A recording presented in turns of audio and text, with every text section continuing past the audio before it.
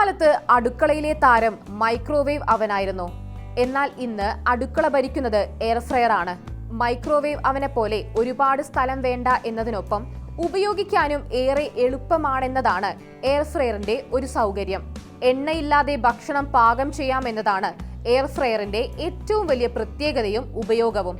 പച്ചക്കറികൾ, മാംസം, കേക്ക്, മീൻ തുടങ്ങിയവയെല്ലാം എയർ ഫ്രയറിൽ പാകം ചെയ്തെടുക്കാനാകും. വേഗത്തിൽ ഭക്ഷണം വേവിക്കാമെന്നതും എണ്ണ ആവശ്യമെങ്കിൽ ഏറ്റവും കുറച്ച് മാത്രം മതിയെന്നതും ഇതിന്റെ പ്രത്യേകതയാണ്. എന്നാൽ എല്ലാ ഭക്ഷണങ്ങളും എയർ ഫ്രയറിന് അനുയോജ്യമല്ലെന്നാണ് വിദഗ്ധർ പറയുന്നത്.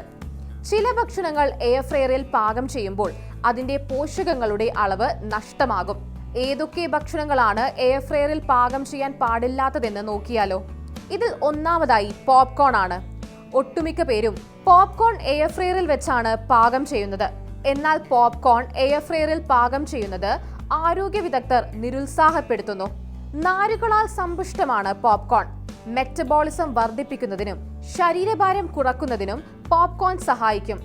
എന്നാൽ എയർ ഫ്രയറിൽ പാകം ചെയ്യുമ്പോൾ പോപ്കോൺ ശരിയായി വേവില്ല. കൂടാതെ പെട്ടെന്ന് തന്നെ കരിഞ്ഞു പോകാൻ സാധ്യതയുണ്ട്.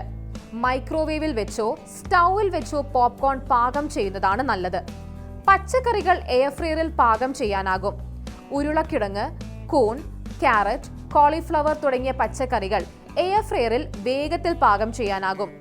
എന്നാൽ എല്ലാ പച്ചക്കറികളും എയർ ഫ്രയറിന് അനുയോജ്യമല്ല. ചീര പോലുള്ള ഇലക്കറികൾ എയർ ഫ്രയറിൽ വെച്ച് പാകം ചെയ്യുന്നത് ഒഴിവാക്കാം. കനം കുറഞ്ഞതായതിനാൽ ഇവ എയർ ഫ്രയറിന്റെ ഫാനിന് ചുറ്റും പറ്റിപ്പിടിക്കുകയും അവ കരിഞ്ഞു പോകാനും ഇടയാകും. അതുകൊണ്ട് മറ്റ് കനം കൂടിയ ഭക്ഷണത്തോടൊപ്പം വെച്ച് അല്പം എണ്ണ തടവി വേവിച്ചാൽ പോഷകങ്ങൾ നഷ്ടപ്പെടാതെ പാകം ചെയ്യാൻ സഹായിക്കും. ചീസ് എയർ ഫ്രയറിൽ പാകം ചെയ്യുന്നതിനെയും വിദഗ്ധർ പ്രോത്സാഹിപ്പിക്കുന്നില്ല. ഉയർന്ന താപനിലയിൽ ചീസ് പെട്ടെന്ന് ഉരുകുകയും കത്തുകയും ചെയ്യും. അതുകൊണ്ട് തന്നെ ചീസ് ഒരിക്കലും തനിച്ച് എയർ ഫ്രയറിൽ വെച്ച് ചൂടാക്കരുത്. കൂടാതെ ഇത് ബാസ്ക്കറ്റിലൂടെ താഴേക്ക് പോകുകയും ഇത് ഭക്ഷണത്തെയും എയർ ഫ്രയറിനെയും മോശമാക്കുകയും ചെയ്യും. ചീസ് മാത്രമായി വെക്കാതെ മാവുകളിലോ ബ്രെഡ് ക്രംസിലോ പുരട്ടി വെക്കാം.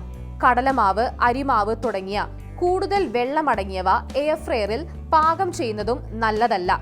ലൂസായ മാവ് എയർ ഫ്രയറിൽ ചൂടാകുന്നതിന് മുമ്പ് അത് ഒലിച്ചിറങ്ങാൻ സാധ്യതയുണ്ട്. ഇത് ഉപകരണത്തെ കേടുവരുത്തുമെന്നും വിദഗ്ധർ പറയുന്നു.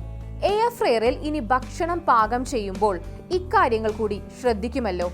ഏത് ഉപകരണവും ഉപയോഗിക്കുമ്പോൾ അത് വാങ്ങുമ്പോൾ കിട്ടുന്ന കാറ്റലോഗ് സൂക്ഷിക്കുകയും അതിലെ നിർദ്ദേശങ്ങൾ അനുസരിക്കുകയും ചെയ്യുന്നത് എപ്പോഴും നല്ലതായിരിക്കും.